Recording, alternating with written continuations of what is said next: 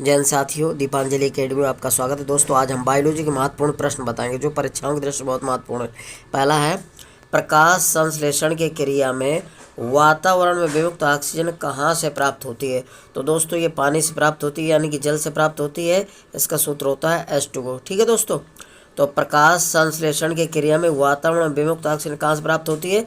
जल से प्राप्त होती है। इसका अनुसूत्र होता है H2O। अगला है, प्रकाश संश्लेषण क्रिया में बने ग्लूकोज में ऑक्सीजन कहाँ से आती है?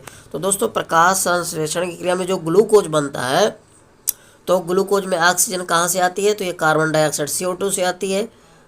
ऑक्सीजन कहाँ से आती है? Carbon dioxide. इसका सूत्र होता है CO2, ध्यान रखिएगा। प्रकाश संश्लेषण की क्रिया में बने ग्लूकोज में ऑक्सीजन कहाँ से आती है? तो कार्बन डाइऑक्साइड CO2 से आती है। ठीक है दोस्तों, अगला है, पौधे की कौन सी क्रिया वायु शुद्धिकरण के रूप में जानी जाती है? तो प्रकाश संश्लेषण की क्रिया पौधों की वायु शुद्धिकरण के रूप में जानी जाती है।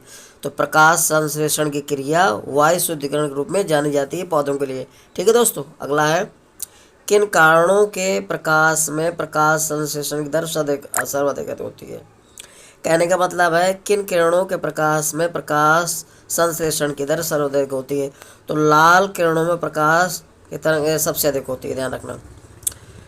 तो लाल प्रकाश के किरणों प्रकाश संश्लेषण क्रिया सबसे अधिक होती है, ध्यान रखिएगा।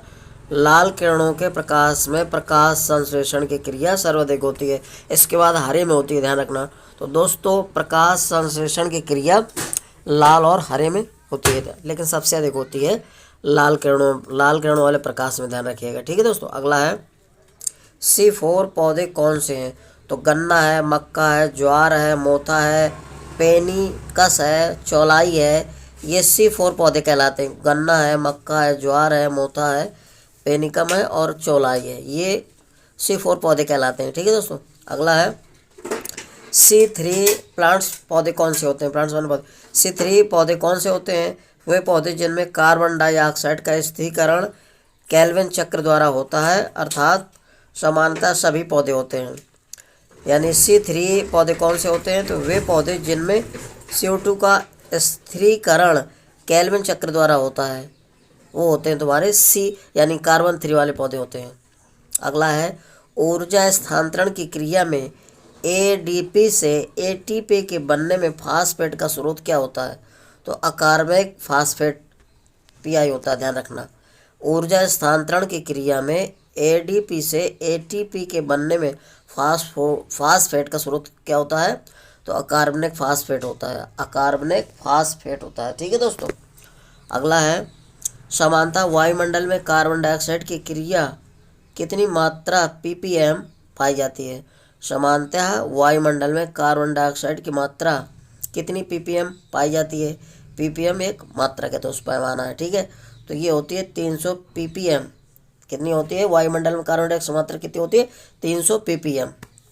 ठीक है दोस्तों, अगला है, पृथ्वी पर कुल प्रकाश का कितना प्रकाश संश्लेषण द्वारा प्रयुक्त होता है?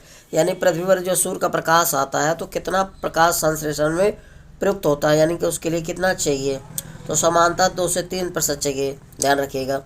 पृथ्वी पर प्राप्त कुल प्रकाश का लगभग कितना भाग प्रकाश संश्लेषण द्वारा प्रयुक्त होता है?